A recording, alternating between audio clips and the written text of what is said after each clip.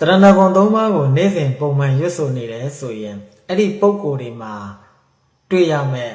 ထူးခြားချက်တွေကိုပြန်လည်ပြီးတော့မျှဝေပေးသွားမှာဖြစ်ပါတယ်။ဒါကြောင့်ဓမ္မမိတ်ဆွေတို့ကတရဏဂုံသုံးပါးကိုရွတ်ဆိုပွားများပူဇော်နေတယ်ဆိုရင်ဒီဗီဒီယိုလေးကိုဆုံးအောင်ကြည့်သွားလိုက်ပါ။အဲ့ဒါကဘာတွေလဲဆိုတော့ဒုက္ခရောက်တော့မယ်ဆိုရင်မိမိရဲ့စိတ်ကအလိုလိုသိနေတတ်ခြင်းစိတ်ရင်းမမှန်တဲ့လူတွေကိုအနားမှာအမြဲမနေနိုင်ခြင်းသူ့အလိုလိုထွက်ခွာသွားကြရခြင်းဒုက္ခရောက်เสียရှိရင်လည်းပဲအဲ့ဒီဒုက္ခတွေကနေဖယ်ထုတ်ပေးလိုက်ခြင်းကြီးကြီးမားမားဖြစ်မဲ့ပြဿနာတွေကိုသေးငယ်သွားအောင်ပပျောက်သွားအောင်ဆောင်ရွက်နိုင်ခြင်းဘေးအန္တရာယ်တွေဒုက္ခတွေကြုံတွေ့နေရင်တောင်စိုးစိုးဝါးဝါမကြုံတွေ့ရခြင်း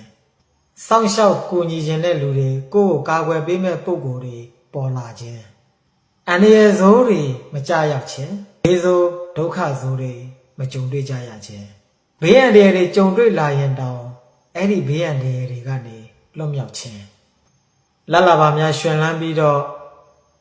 ငွေများတိတိတသာဝင်လာခြင်းမိမိကိုပေးခြင်းကမ်းခြင်းတဲ့လူတွေစောင့်ရှောက်ခြင်းတဲ့လူတွေကြွေးခြင်းမွေးခြင်းတဲ့လူတွေပေါ်များလာခြင်းယခုပြောသွားတဲ့အချက်တွေကတော့တရဏဂုံသုံးပါးကိုနေ့စဉ်ပွားများတဲ့ပုဂ္ဂိုလ်တွေရှိမှတွေ့ရမယ့်ထူးခြားချက်တွေဖြစ်ပါတယ်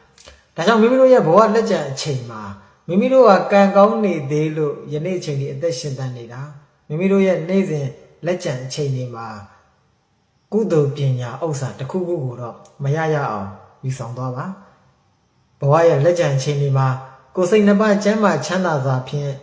စီးပွားရေးလူမှုရေးတားရေးသမီးရေးတွေကိုလည်းပဲလွယ်ကူစွာဆောင်ရွက်နိုင်ကြပါစေ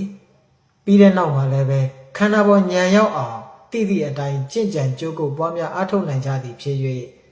နိဗ္ဗာန်ကိုမျက်မှောက်ပြုလည်နိုင်ကြတဲ့ပါရမီရှင်သူတော်ကောင်းများဖြစ်နိုင်ကြပါစေ။